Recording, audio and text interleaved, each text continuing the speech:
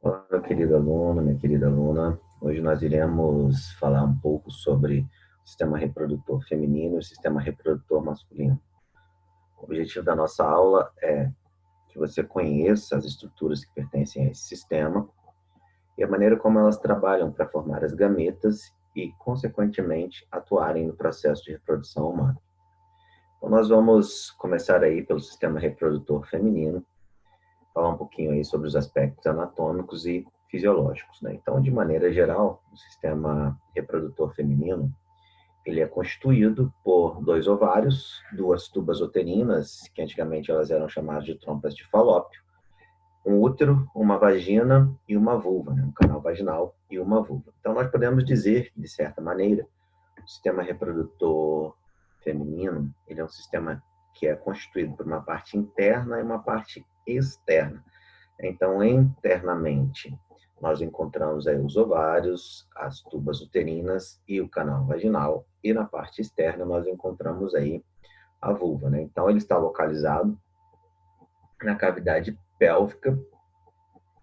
E a pelve, ela constitui um marco ósseo que realiza uma função protetora aí do sistema urogenital feminino. Tá ok? Bom, então nós vamos começar falando das estruturas que estão na parte de fora, então da parte de fora para a parte de dentro.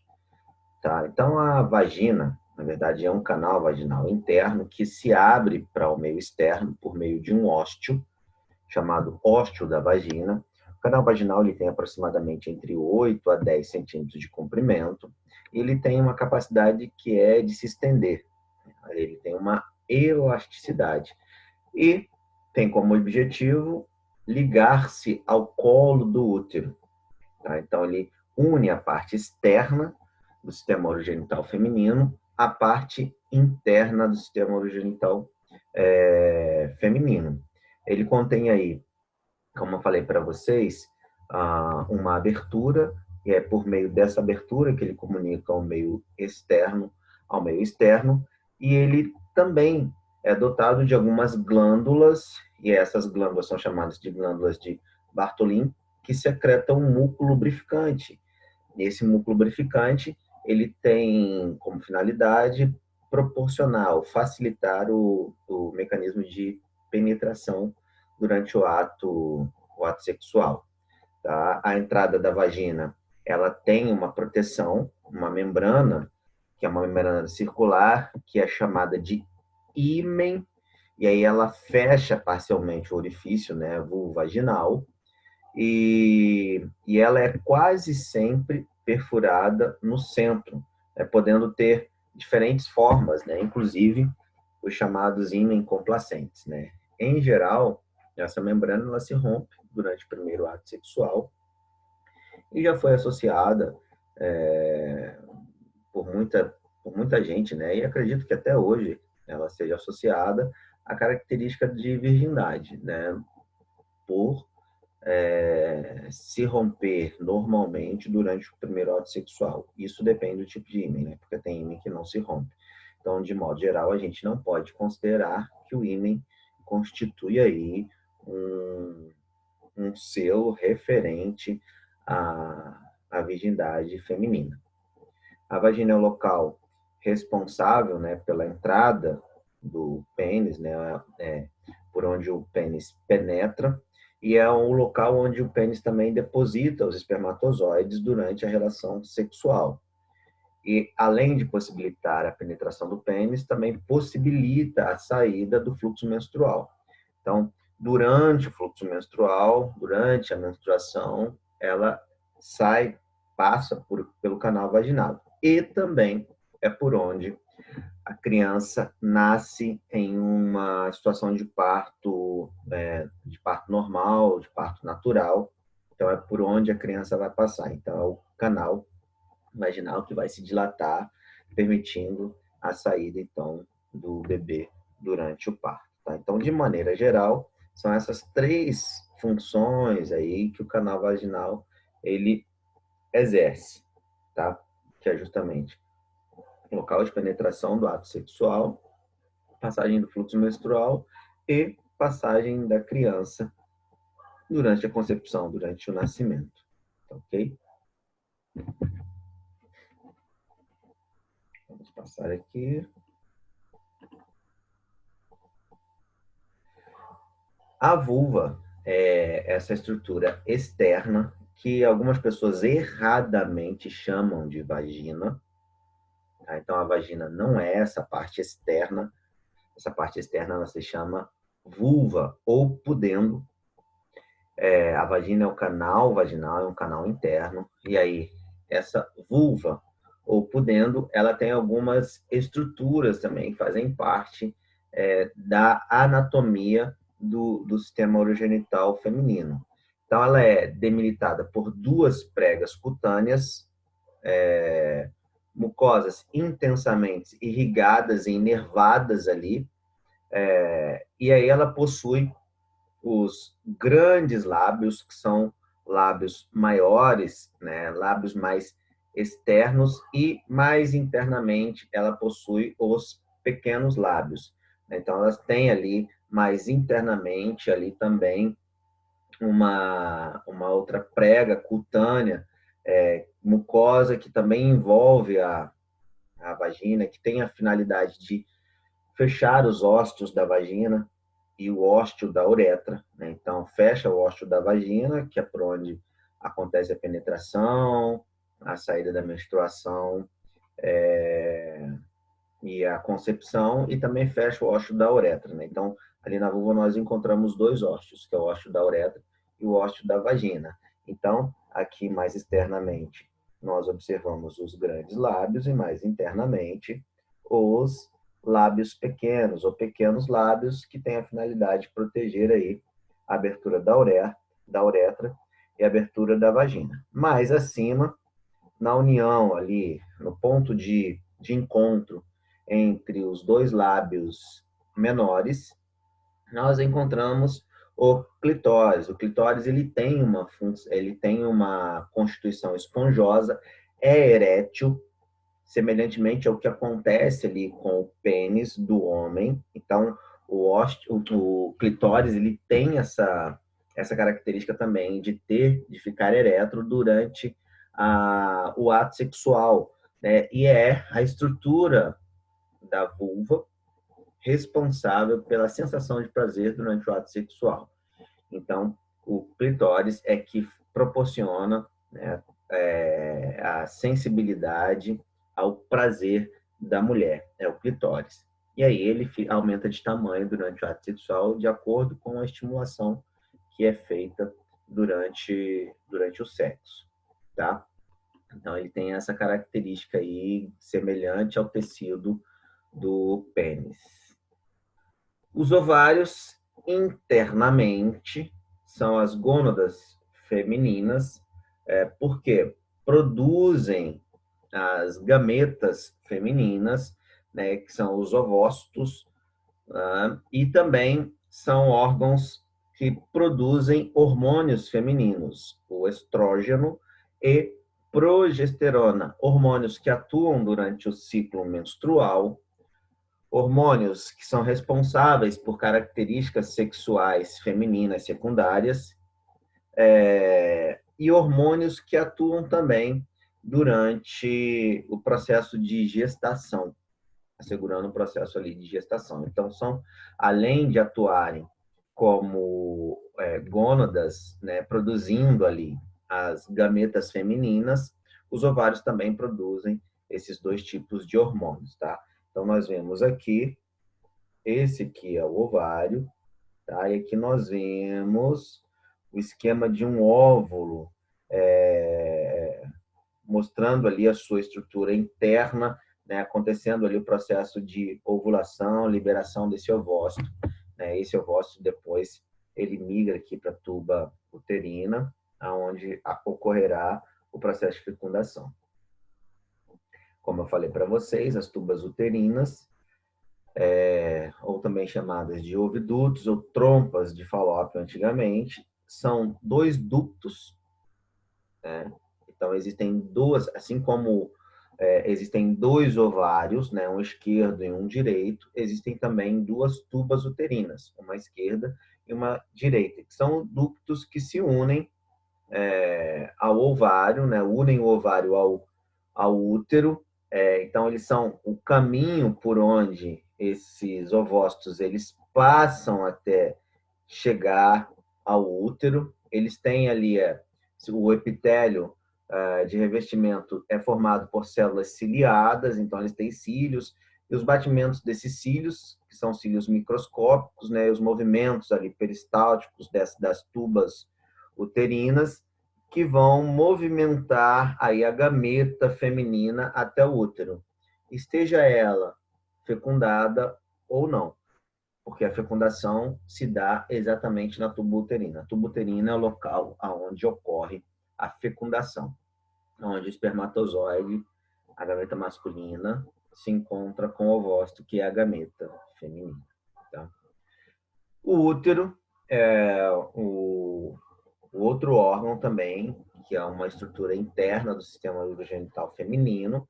Então, está ali na cavidade pélvica, é um órgão oco, fica anterior à bexiga e posterior ao reto.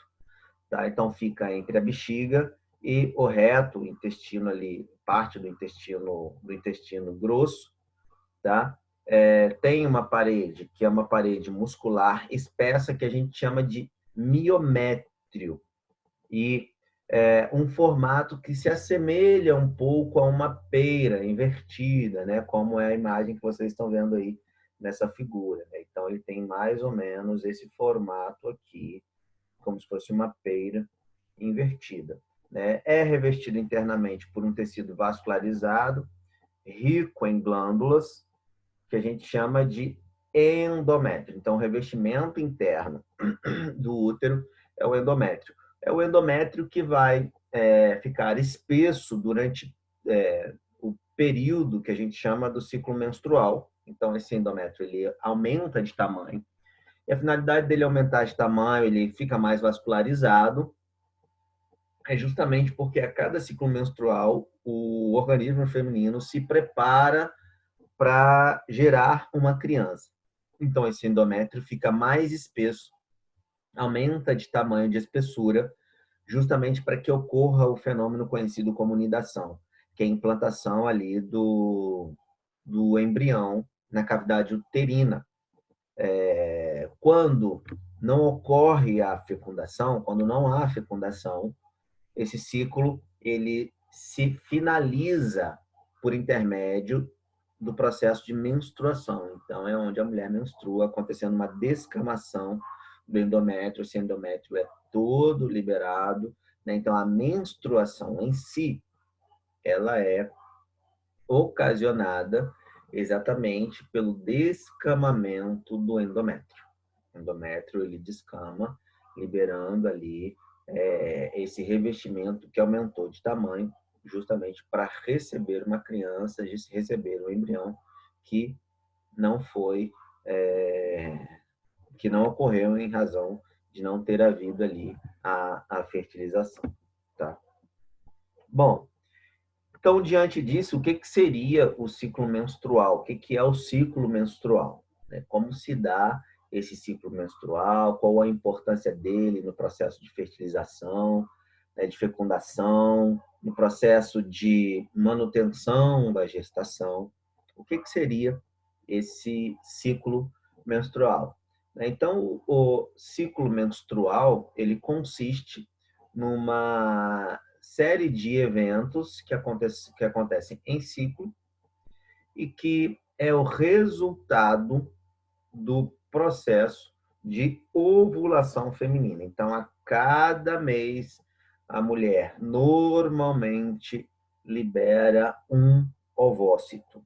Né? Então, ela entra no ciclo menstrual e a cada mês, normalmente, ela libera um ovócito. Um mês pelo ovário esquerdo, outro mês pelo ovário direito, então vai intercalando. Por isso é um ciclo. Por isso é um ciclo. Por isso ele não para. Né? Então, à medida que você termina um ciclo, inicia-se outro. Por isso se chama ciclo. E o evento que caracteriza tanto o final do ciclo quanto o início do próximo é justamente a menstruação. Então, a menstruação, ela caracteriza o final de um ciclo e o início de outro. Quando que se inicia o ciclo menstrual? O ciclo menstrual ele se inicia exatamente no primeiro dia da sua menstruação. Então, hoje, digamos que hoje o seu ciclo se inicie, que você tenha ficado menstruada hoje. Então, hoje estará finalizando um ciclo e iniciando o outro. E assim sucessivamente. Então, a menstruação, como eu já disse para vocês, é uma descamação ali do endométrio, esse revestimento interno que o útero possui.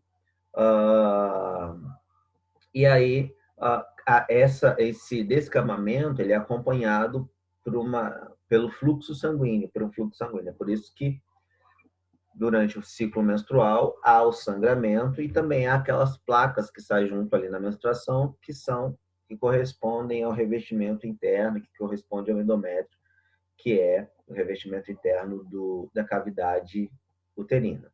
E isso ocorre porque os ovários eles produzem ali, reduzem ali a produção de certos hormônios, e esses hormônios são produzidos por mecanismos estimulatórios, coestimulatórios. Então, não havendo mais esses estímulos, vai reduzindo essa taxa hormonal, o que acaba promovendo o descamamento do endométrio, a saída desse endométrio, já que não houve uma fecundação. Tá? Então, o primeiro dia do ciclo menstrual é o dia de início da menstruação, não importando ali quantos dias ele dure. Então, se você tem um ciclo menstrual ali de 5 dias, o primeiro dia é o dia está iniciando um novo ciclo. Tá? Menstruei dia 20 de maio. Beleza, dia 20 de maio inicia-se esse ciclo menstrual. Durou 5 dias? Não interessa. Parei de menstruar no dia 25, não interessa. O fato é que o ciclo iniciou no primeiro dia da sua menstruação, que é, no caso, dia 20 de maio. Ok? E quais seriam esses hormônios que atuam no ciclo menstrual? Então, o primeiro dia, o que acontece? Esse endométrio, ele está espesso, ele está vascularizado e vai ocorrer a descamação ali desse endométrio. Então, ele vai descamar, ocorrendo a menstruação justamente porque baixou os níveis hormonais, tá? Mediante a isso, a hipófise, a glândula hipófise, ela aumenta a produção de um hormônio chamado FSH, tá? Esse FSH aqui que ela aumenta a produção. Deixa eu ver se eu consigo pegar uma canetinha aqui para ir mostrando para vocês aqui que é melhor. Então, o FSH, esse hormônio, que é o hormônio folículo estimulante. O que é o hormônio folículo estimulante? O nome mesmo já está dizendo, tá? É o hormônio que estimula o folículo ovariano. As mulheres, quando elas nascem, elas já nascem com uma determinada quantidade de folículos nos ovários, tanto no esquerdo quanto no direito. E esses folículos, eles são constituídos ali pelos ovócitos. A cada novo ciclo, o que vai acontecer é que a hipófise produz esse hormônio, FSH, e esse hormônio estimula um ovário a produzir, a liberar os ovócitos. Então, ele estimula os folículos. Em geral, vários folículos são estimulados, entre 8 a 11 folículos, mas apenas um libera o ovócito. Quando acontece de mais de um liberar o ovócito, ocorre um fenômeno conhecido como dupla ovulação. Isso vai favorecer aí o surgimento de gravidez com gêmeos fraternos, né? Gêmeos que não são idênticos. Então, em geral, são estimulados vários folículos, mas apenas um libera o ovócito. Então, essa concentração de FSH, ela vai aumentando, aumentando e atinge o máximo dela por volta do 7º dia do ciclo. Então, se você menstruou no dia 20, no dia 27, FSH vai estar lá no pico, vai estar lá no topo. E aí, promove o amadurecimento dos folículos ovarianos. Os folículos ovarianos agora, né, como nós vimos ali no slide anterior, os ovários também funcionam como glândulas produzindo hormônios. Então, os folículos ovarianos, eles passarão agora a excretar um hormônio chamado de estrógeno. Vão secretar um hormônio chamado de estrógeno, porque o folículo se desenvolveu e ele começa agora a produzir esse hormônio chamado estrógeno. O que vai acontecer? A concentração alta de estrógeno, então, a partir do momento que foi liberado estrógeno, ele inibe a secreção de FSH. Então, ele impede, vai sinalizar para a hipófise, dizendo para a hipófise assim, olha, para de produzir FSH. Porque senão, se não tivesse mecanismo de retroalimentação, o que ia acontecer? A hipófise ia mandar FSH, e aí o ovário ia continuar, os folículos iam continuar amadurecendo, e produzindo mais ovócitos. Então, a partir do momento que o ovário começou a produzir estrógeno, o nível de estrógeno aumentado na corrente sanguínea é um sinal para a hipófise parar de produzir FSH. Então, ele para de produzir FSH. E, consequentemente, estimula a hipófise a produzir o LH. Então, ela diz assim, ó, a informação do estrógeno para a glândula hipófise é o seguinte, para de produzir FSH e começa a produzir LH. Tá?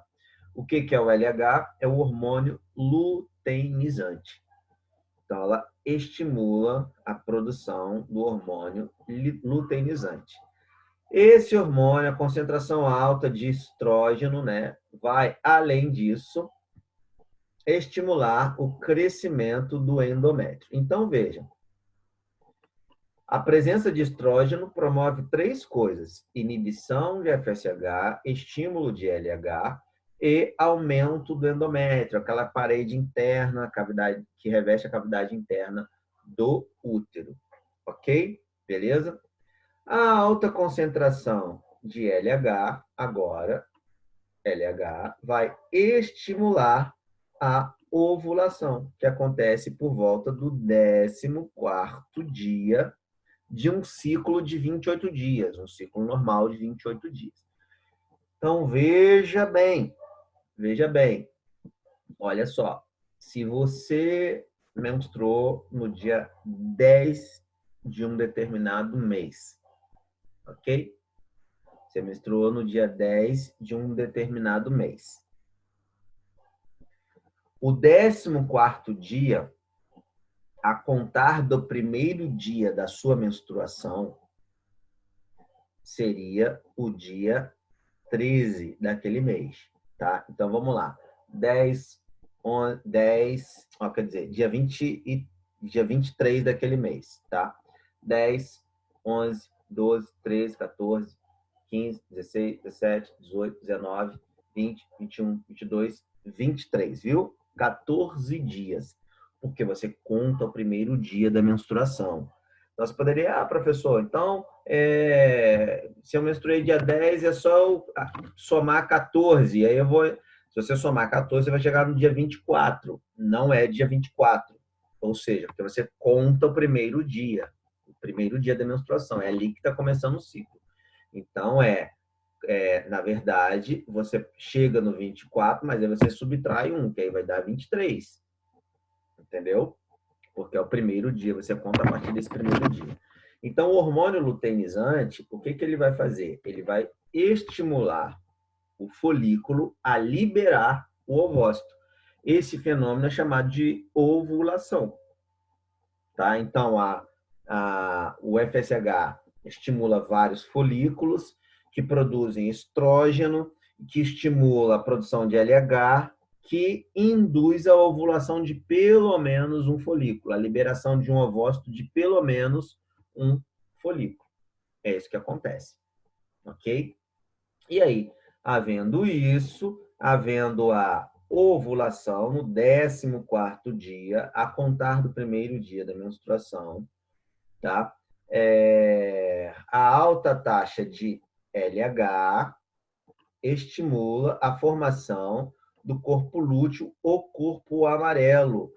O que o LH faz? Ele induz a liberação de um ovócito e quando o folículo libera esse ovócito, ele induz o folículo a se transformar em corpo lúteo, ou também chamado de corpo amarelo. Por isso que se chama hormônio luteinizante.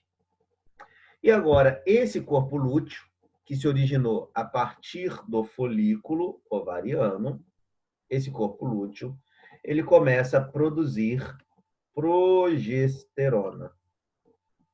Vai começar a produzir progesterona. Aí a progesterona vai estimular as glândulas do endométrio a secretarem seus produtos. Tá? Então, ela atua sobre o endométrio. E, consequentemente, a produção de progesterona ela vai inibir a produção de LH e FSH. Então, além de produzir a inibição de LH, ela ainda reforça a inibição de FSH.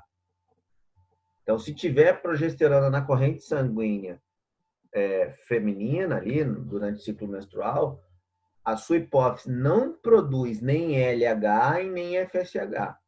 Tá? Então, a progesterona é quem faz isso. E aí, o corpo lúteo, vamos supor, não aconteceu a gestação, não aconteceu a gravidez, tá? Esse corpo lúteo, ele vai regredir. Se ele regride, diminui a concentração de progesterona e ocorre a menstruação. Vai acontecer a menstruação. Pronto. É isso que vai acontecer. E ela menstrua. Ah, professor, e se a mulher engravidar? Se ela engravidar, agora o próprio embrião mantém a taxa de progesterona em alta, consequentemente, a taxa de progesterona em alta mantém o endométrio preservado, esse endométrio que foi aumentado. É onde a mulher, quando está grávida, normalmente ela não menstrua. Não acontece menstruação, tá? Se não houver a fertilização, a fecundação, ela vai menstruar porque vai diminuir os níveis de progesterona no organismo dela e é o que mantém o endométrio intacto. Não tendo progesterona, não tem endométrio intacto e acontece a menstruação. Então, esse é o ciclo menstrual e os hormônios que atuam durante esse ciclo, ok? Vamos lá. E aí, deixa eu fechar aqui então. Bom, você já deve ter escutado falar num método contraceptivo denominado de tabelinha. Ou seja, é um método que se baseia no ciclo menstrual, que particularmente aconselho a você que nunca utilize esse método. Então, eu quero apresentá-lo para vocês entenderem um pouco como é que funciona o ciclo menstrual, como é que você controla isso, né? Então, a gente sabe que no 14º dia do ciclo ocorrerá um fenômeno chamado de ovulação. Então, nesse dia, o óvulo ele é liberado na tuba uterina, que é exatamente o lugar onde acontece a fertilização. Então, nesse dia, sob hipótese alguma, você deve manter relações sexuais, caso não queira engravidar, tá? Não utilizando nenhum método contraceptivo, como o uso de pílula ou preservativo ou qualquer outro método, né? Então, nesse dia, você tem uma alta probabilidade de engravidar. Se o seu ciclo for normal, for um ciclo de 28 dias, né? Se tiver tudo certinho, a contagem der certa, tudo bem. Agora, do contrário, né? Aí você precisa ter um cuidado maior. Mas entender o ciclo menstrual não apenas favorece em evitar uma gravidez indesejada, mas também favorece em se programar uma gestação. Né? Ah, não, quero engravidar, qual é o período que eu tenho maior probabilidade? Tá, então, o período que se tem maior probabilidade é chamado de período fértil. Né? E a gente vai entender por que ele é chamado de período fértil. Né? Como saber seu período fértil, né? Como saber o melhor momento para engravidar ou não engravidar. Beleza? Então, vamos lá. Um exemplo aqui, né? Uma mulher com ciclo menstrual regular de 28 dias resolve iniciar um relacionamento íntimo com seu marido. Como não planejavam ter filhos, optaram pelo método da tabelinha, onde a mulher calcula o período fértil em relação ao dia da ovulação. Considerando que a mulher é fértil durante apenas 9 dias por ciclo, e que o último ciclo dessa mulher iniciou-se no dia 22, ou seja, quer dizer que ela menstruou no dia 22 de setembro de 2001, calcule o período fértil e marque na folhinha de resposta a soma a soma dos seus 9 dias férteis. Por que 9 dias? Em geral, calcula-se assim, olha, com margem de segurança, 9 dias o período fértil.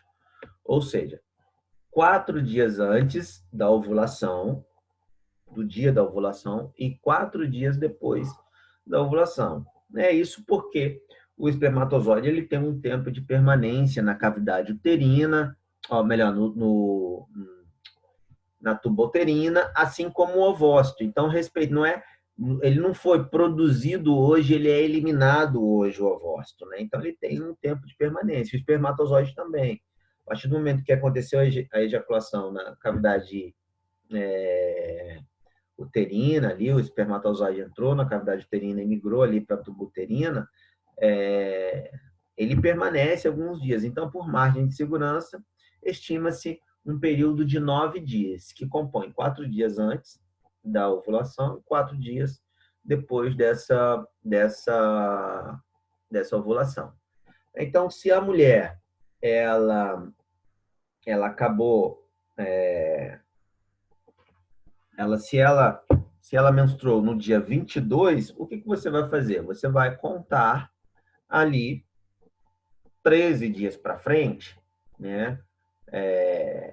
Contando ali, né? Ou 14 dias e menos um, né? Lógico, né? Então, você vai contar ali, que são 14 dias, que é o dia que ela vai estar ovulando, né? Então, você conta o primeiro dia, ó, 22, 23, 24, 25, 26, 27, 28, 29, 30, setembro é 31, deixa eu me lembrar aqui, 30, não, é dia 31, né? Não, dia 1º, 2, 3, 4, 5, tá? Então, seria no dia 5, ok? No dia 5, se ela menstruou no dia 22 de setembro, seria no dia 5 de outubro. Então, no dia 5 de outubro seria o período fértil dela, com maior probabilidade de gestar uma criança, tá? E aí, 4 dias antes do dia 5, ela não deve ter relações sexuais desprotegidas, né? Sem usar um método contraceptivo, a partir do dia 1º de outubro. E deve manter-se assim até o dia 9 de outubro. Ok? Então, 14º dia é o dia que ela irá ovular.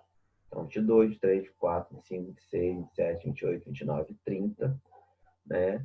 E aí, o dia 1º, 2, 3, 4, 5, que é o dia da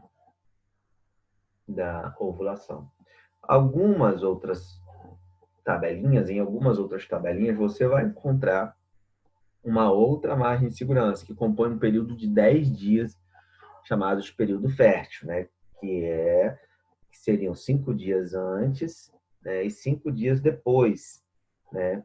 Que alguns consideram como sendo o período fértil, né? Como eu falei para vocês, 14 é um valor fixo que sempre se usa, independentemente do dia da próxima menstruação. Então, sempre é dia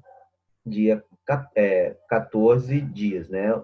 Ou seja, são 14 dias que se usam, 14 é um valor fixo, mas no 13º dia, porque você conta o primeiro dia ali da menstruação, tá? Então, você precisa contar isso. Aí você vê o dia da próxima menstruação, se você tiver o dia da próxima menstruação, você subtrai 14 e você chega.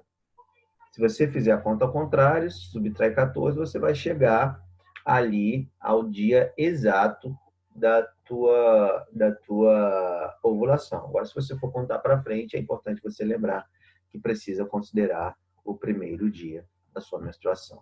Ok? Então, de modo geral, essas são as características ali do sistema urogenital feminino, as suas estruturas, o seu funcionamento e como que essa fisiologia contribui para a formação das gametas e, consequentemente, para a fertilização, ok? Na próxima aula agora, a gente vai falar sobre o sistema urogenital masculino.